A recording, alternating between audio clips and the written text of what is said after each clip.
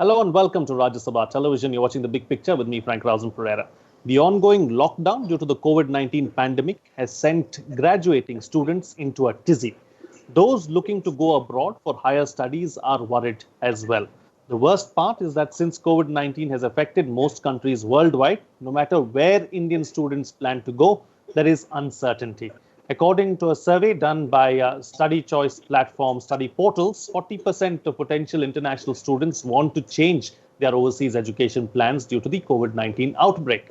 On this edition of The Big Picture, we will analyze the road ahead for international students. Joining me on the program today are Ashok Sajanar, I beg your pardon, a former ambassador, Akshay Chaturvedi, CEO, Leverage Edu, and Urmi Goswami of the Economic Times. Thank you to all my guests for joining me on this edition of The Big Picture. All right, Akshay, let me begin the program with you. Let's first try and understand and try and analyze, because you send a lot of students abroad, you do a lot of consultations with them, and you are in charge of their lives really as far as their foreign education is concerned. So how has the pandemic really impacted Indian students seeking admissions abroad? Sure. No, thanks so much. Thanks so much for having us here. Let me begin by taking a step back and kind of defining the different types of students who go out abroad. We can essentially classify them in two categories. One would be students who are very academically inclined and they go to the top 100 universities across the world. These are folks who are largely going to the US, to Ivy League colleges. These could be folks who are going to great data, science, STEM courses all across the world. They could be Oxford or Cambridge or something in Victoria University or something in Toronto, so on and so forth. These guys, we believe, and what we've seen largely on the ground, are in a wait and watch category at the moment. Universities are, I think we often underestimate universities and how they can essentially cope up with things like these. We've seen universities lower their eligibility standards. We've seen them give waivers on GMAT, GRE, move their deadlines by a month, 2 months. So this is still, I would say, people are largely in the wait and watch category. The second is the larger set of students who move abroad from India are folks who are either not able to find their courses in the domestic market. So these could be courses like film and television, culinary arts, sports management, luxury brand management, music, digital studies, whatnot, right? Or these could be students who are looking to immigrate to another country for a better quality of life. And we are not seeing any kind of slower movement in this category. I have a very strong thesis that the day borders open up, the first plane that is going to go out, say people like you and me can be on this Skype and Zoom call and continue to run our business internationally as well. But these students are essentially taking a decision for the next 50, 60 years of their life. Most of them essentially cannot take a gap year. So whenever the situation opens up, they are the first guys who are going to be on that flight. Just to get the kind of finish of the last part towards it, what we are also seeing is a change in destinations. So somebody who could be looking at US could now be looking at a UK. Somebody who could be looking at an Italy could now be looking at Germany. In fact, in Germany, we've seen the German universities increase their eligibility criteria from 70% all the way to 85% in the last 10 days. We have seen leaders who have demonstrated that they're very strong in terms of handling this crisis, be it Justin Trudeau, be it Angela Merkel.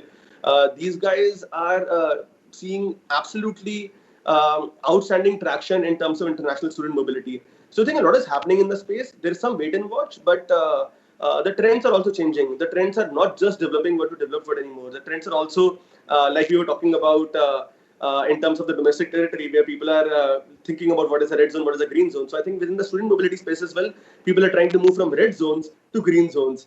And I think that is a very interesting trend to note as we move forward. Okay, thank you, Akshay, for letting us know what the situation really is as far as your domain is concerned. Ambassador, let me take the discussion forward with you. Now, Akshay gave us a roundup as to potential students who want to go abroad. But what about students who are already there, especially those in their final semesters and those seeking to get jobs? Clearly a difficult time for them. No, absolutely a difficult time for them. I think we also need to recognize, Frank, that this whole scenario of Indian students going out to study, that has been changing over the years. It's not been a stationary scenario, so to say. As far as COVID-19 is concerned, that has accentuated some trends, that has, changed some trends very radically. But if you look even over the last 10, 15 years, for instance, in terms of the attractiveness of some of the markets, earlier it used to be that United States used to attract such a large number of students from India. I remember when I used to be in Washington, there used to be so many students coming, number one, because it was easy to come in. Number two, it was not all that expensive. Now, as far as the United States is concerned, I think their fee structure has also increased by about 400% over the last 20 years or so. So I remember when I sent my son to Yale University many years ago, he was paying about $42,000 a year. And every year there is a 10% increase. So, it becomes, even for those who are here and who want to go there, go to the Ivy League universities and so on and so forth, it becomes very, very difficult for them. Also, when they are going even to the United Kingdom, I think there are new players that have come into the market. Australia has emerged as a very significant player. New Zealand, although it's a small country, has so. But looking at these students who are already there, as you asked, I think it becomes a big challenge for them. Different countries have different regulations and different rules, because once you are in the United States, you are allowed to stay there for just about 1 year or so. I remember that used to be the practice earlier. I don't know what it is today. Akshay might be able to bring us yesterday. Yeah. Yeah, okay. Yeah, so, you might be able to. That is what, particularly since the time that Mr. Trump has come, many of these things have been changing. But even before that, because they have been focusing on providing jobs to their own people, they don't want outsiders to be staying there after finishing their course. For instance, even in India, Frank, if you look at it, we have about 50,000 international students here.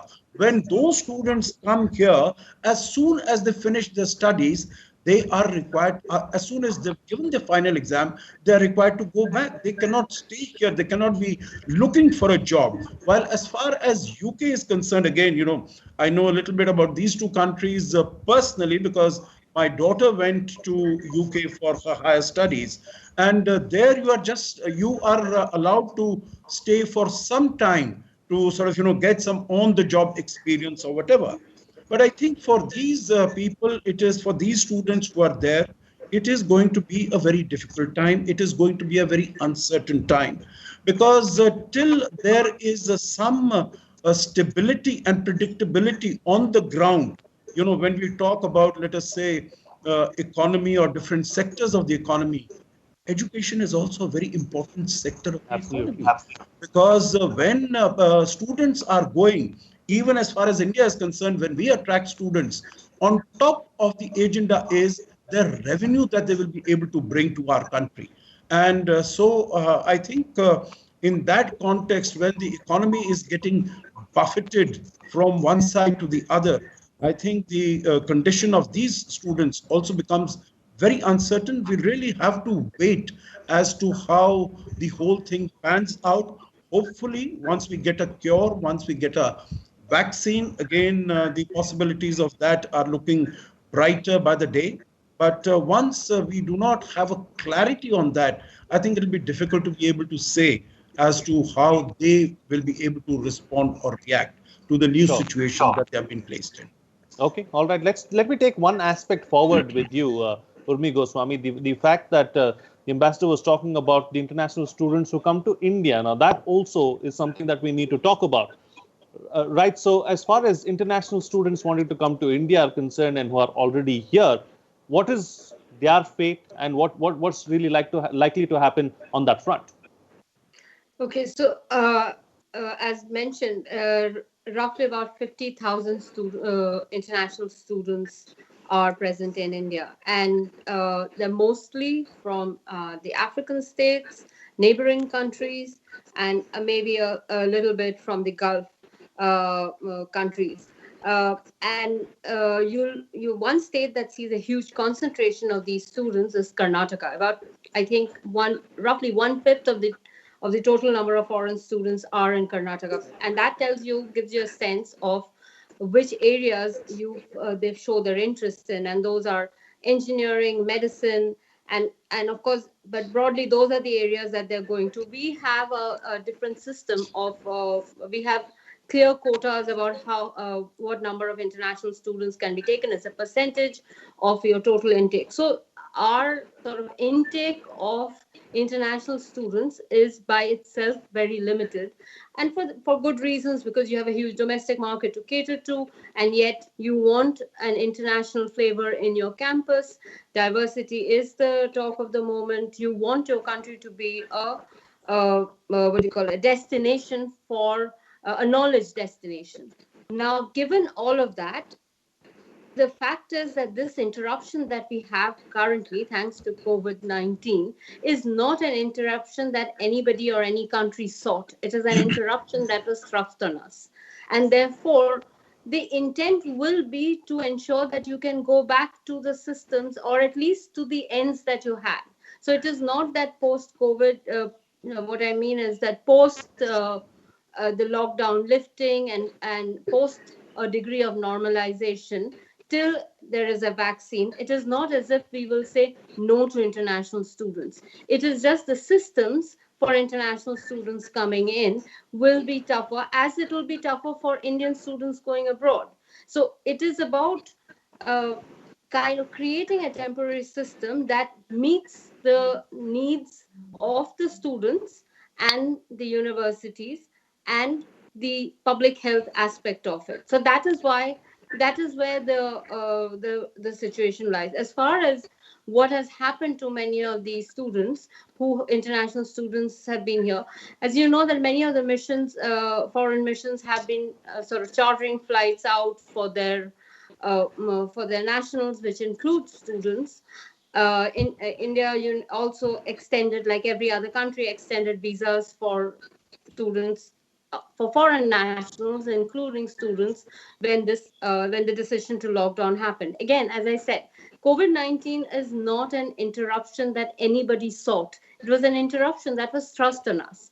So in a sense, there is a desire for everybody to come together, work together to evolve a solution. As with foreign universities, as in universities in countries outside of India, for India too, many of these many of the international students, especially in the private institutions, represent revenue sources. So clearly, Sure. no institution wants to turn it down. Those who come through government programs like TIFAC and other such collaborations, those are about relationships between two countries. And again, you don't want to turn that tap off. So the question before us really, especially for what you asked about international students coming into India, by and large will be, how can we restore the systems of the past? Now that's going to take a bit of time, because international travel itself is disrupted. The one good thing is that our sessions have been pushed to September, so that buys us a lot more time. Now, Right. as is clear from what Akshay was saying, that clarity is absent from many other universities. Once that clarity comes, then it's much easier for everybody to plan out where they want to go, where what they need to do. Right. There is one more aspect to this, and that is the cost of the education. Education in India is relatively cheaper than education in many parts of the world, and with economies being hit hard, the chance of getting more free ships or scholarships or assistance could be difficult. Now that will change the choices that are being made by many students. Now, yes, a student who's probably going to Harvard may not choose to come to a university in may or may not choose to. I'm not saying that they won't, but by and large, I'm saying that may not be on their offer. Right. But there are a lot of people who might make the choice of exploring India if possible. So in that sense, this too can become an opportunity for us. Sure. Again, you have to build the systems. Absolutely. We'll talk about what needs to be done a little ahead in the program, but let me bring in Akshay once again into the picture. So talking about universities, Akshay, what are universities around the world really doing to accommodate students right now? I mean, you spoke about how the rules have changed around the world. What is being done? No, sure. That's exactly what I was thinking about as I was hearing Ambassador Sir and Ma'am. So let me kind of just again take a bird's view and macro view to it. You have to understand that every single time, like Sir very rightly pointed out, United States is taking a backseat with a lot of these things. Thanks or no thanks to President Trump. But every single time something like this happens, you have to realize that, like Sir said, this is a big revenue source for all governments. This is by far the first or second balance of payment that essentially gets counted for every single country out there. The same day that President Trump tweeted that, hey, I'm going to take a hard stand on immigration, and even though it got clarified in less than 24 hours, the same day we saw UK as a country, for example, which is, I think, taking multiple strides for the last few months, said that, hey, you know what, we are going to make it even easier for students to come and enter. We're going to make sure that part of the student visa application is self-assessed by universities themselves. Plus, add to that the fact that we've had Brexit happen in UK, and UK right now needs a lot of youth, a lot of people with the right knowledge mindset come into the country, work there, take the country to the next level. So every single time something like this happens, I think one economy kind of refrains students from coming in and other countries gain. We saw it happen with Canada in 2016-17.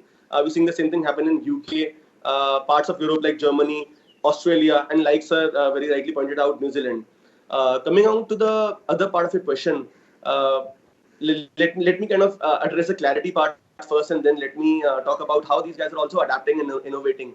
So universities have a very clear communication saying that, boss, if COVID does not get cleared off till end of June, we will not begin our sessions in September. If it gets cleaned off by June, if there is a cure, if there is a vaccine, very less likelihood of that happening. Then September last week is when the sessions will start largely across the world. If it extends till August, then it's going to be last week of October or mid-November. If it extends across the entire year, to be honest, I don't think it will extend across the year. But if it so happens, then the sessions will start in January. And in that case, the first 1 or 2 semesters might happen online, which is the arrangement that most of these guys are looking at. So we still have a lot of time in our hand to address this at the moment. So that's what the universities are largely saying. To look at the second aspect of it, universities are innovating as well. For example, at Leverage Edu, we have had 2 very interesting things happen. One is we have had a bunch of global programs partner with Indian universities and start offering these programs in the Indian campuses. We have had a management school, we have had a strategy school, we have had a marketing school run by one of world's most renowned professors who are partnering with universities in Ahmedabad and Bangalore, and they're running these programs for a much cheaper cost. 5 lakh, 7 lakh, 8 lakh, that's the maximum that it kind of goes to. And these are, so for example, you'll get a degree from this university, but you'll get a diploma, a certificate from the university abroad. So they're also kind of looking at how can I still address the Indian students who are looking at a globalized curriculum, who are looking at globalized teachers in an online fashion, or in an India to India classroom setting as well. The second part is we have this thing called pathways, right, which where students go out and do the first part of their program in a different school to gain more credits. So we are seeing pathways also getting reimagined. What I mean by that is we also have, we are working with a bunch of universities in Australia who are saying that why don't you do the first 2, 3 or 4 credits online, and then you can come to Australia in 2021 and finish the rest of your course here. So for students who are looking to be in India and do a cheaper degree with the right expertise, with the right curriculum, of course, the first one is a great option. For students who are looking to immigrate to a different country, and it started in Australia, I'm sure it will pick up in UK and other parts of the world as well, probably in Canada as well, because they are very innovative too. These are great programs where I can possibly do the first 4 or first 6 credits of a 16 credit or 20 credit program in the comfort of my home at a much cheaper price online, and then still have that option, because I'll have that admission letter in my hand, still have that option to get a visa very quickly and move to an Australia or a UK or a Canada in 2021 as situation becomes better. So I think universities are adapting really well, and we'll in fact see more innovation come through in the next couple of months. I'm very sure of that. Okay. So innovation is the key word really as far as this particular issue is concerned. Ambassador, two aspects. One, of course, the one that you raised in your opening remarks itself, the economics of all of this. That's very important to note. Secondly, an issue raised by Urmi Goswami about the exchange program really as far as students are concerned, and how it has an impact on the culture of two or more countries. So these are some things that to keep in mind as well. No, absolutely, Frank. You're very right. And I think we can take both these aspects, both as far as incoming students to India are concerned and also as far as the outgoing students are concerned. As far as the economics are concerned, as Urmi very rightly mentioned, India is a cheap place, meaning not cheap in the sense of not giving quality, but cheap in terms of let me put it, it's competitive. It's very cost price conscious market here. The students who are coming here, they get value for money. So in that sense, it is an attractive destination. And India also has, whether it is our culture, our traditions, civilizational strength, that also is there. And many of the people, many of the students who come here, they also want to take advantage and benefit. And since I'm mentioning about culture, I think over the last few years, ever since this government has come to power, there has been much greater emphasis on India's culture and India's ancient heritage and civilizational strength. Whether it is to do with yoga, whether it is to do with Ayurveda, whether it is to do also with homeopathy, even in the context of dealing with COVID-19. So I think as far as economics is concerned, India stands on a very good and a sound footing. But of course, India needs to do much more to be able to brand itself into an attractive destination for foreign students. Because, if you look at it, what Urmi said very rightly, we have just about 50,000 international students. That comes to about 0.6% of our total student force here in the country. And in the education policy, we have been talking about 15%, and we are offering the best institution, the IITs, the NITs, the central universities, the state universities, etc. for this. So I think there is so much more that we need to do, much more in terms of investment, in terms of infrastructure, in terms of building the curriculum, in terms of not limiting it only to degree courses and theoretical courses, but having more utilitarian aspect, Right. more skill development, so to say.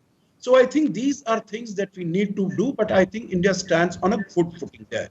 So your second question in terms of the cultural aspects, and I think there also India is extremely strongly placed because, as I said, people want to come to different countries, and here we can use that as our soft power. And basically, in terms of people who come here, and of course, we have to provide them with safe environment, with happy environment. We have to, we had some cases of discrimination against Africans some years ago. We saw that. And as Urmi mentioned, next to our neighbors and Asians, it is the Africans who comprise the second largest component of foreign students in India. So we have to provide a safe environment, a safe atmosphere, but they can be very strong transmitters of India's soft power. And then the networking that they will do with Indian people, I think that can stand us in very good stead. So Right. India has a strengths. We need to take them forward. We need to build them. We need to cultivate them. But I think we have a good product which we should be able to market in a branded manner. Okay, all right, Urmi. So, you spoke about systems. The ambassador also gave us a sense of what we need to do really as far as getting more students into the country are concerned. But in the immediate near future, Akshay spoke about how the foreign universities are probably thinking of, extending the date of commencement of semesters or years. So, what kind of system do we need to have in place? So on the date of commencement, we have already sort of fixed it to September. Now September, we'll yes. have to see what if there's a requirement to push it further. But as of now, it's September. And again, COVID-19 is one thing that there are no firm lines because a lot depends on what happens next. So for now, this is a working commencement date. But yes, what can be done? This whole sort of portion about online classes. Now we have been experimenting with digital content. We have, a pretty sort of innovative entry point into this area, either which is some of it back through the MHRD, through the government, some of it getting, the IITs and the NITs together to provide good digital content. Now, that is perhaps one area we could be focusing on in the short term, because we already have a base. So how do you reach out to your existing catchment area, which is basically your neighborhood, neighboring countries, Africa? This is not about increasing the number of people who are joining, but deepening your presence in those areas. That's one thing we could be looking at. Like, as Akshay mentioned, and that the foreign universities have moved many of the classes online. Now, if you have been sort of reading, I've been looking at reports where many of these foreign universities have been hesitant about this move to the digital platform, and they see COVID, for a lot of people who have been pushing the idea of digital sort of education, or what is known as MOOC. This COVID-19 gave that push. Now, Sure. In that sense, we are lucky. We didn't have that level of resistance. So we already have a desire to embrace that platform for different reasons, but we do have it. So that's one place where we can focus on. We can use this period when there isn't actual classes happening to strengthen our bench, our shelves. So what kind of content can you have? We also need to then think, how can we what kind of facilities will we need to provide in the future to ensure that more people choose to come to us? And that includes, there was talk about safety, and but now we have to think in terms of health. Sure. We have to think in terms of facilities. So everything. Now we have to address that concern. Absolutely. So, use this time to have a futuristic approach, approach is what you're suggesting, really, as far as the way forward is concerned. Okay, I've got 2 minutes. So now we have to follow that. Okay, follow the checklist. All right. So 2 minutes left on the program. Quick concluding remarks from all my guests with the best way forward in 30 seconds, starting first with you, Akshay. No, sure. I think great. I think this will bounce back. The recovery will bounce back very, very quickly. Just a closing remark on what was just being discussed. I think even when we say online learning, and of course online learning will be adapted by everything, by everybody across the world, but online learning does not mean Skype or Zoom classes. Online learning has to be thought of in a very different structure, ground up. So I think that needs to change completely. Second closing point is, of course, as we say, universities are getting unbundled. They will continue to get unbundled across the next 5 years, 10 years, 15 years. But universities are also not about just academics. So, of course, MOOCs and everything else is welcome. But 50% of the university is also about the networking part, the fact that a professor and a student can bond, the fact that you develop a great overall personality. And also, I think the main part about going to a university, like Sir pointed out, his son went to Yale. It's about how you develop credentials, and those credentials help you for the next 50 years. So I think this is going to be much different than what it looks like today. And like I said, we'll see more innovation happen from the university, and we underestimate them today. The next 5 to 7 years, 10 years are going to be really interesting for all of us. Okay, all right, Ambassador.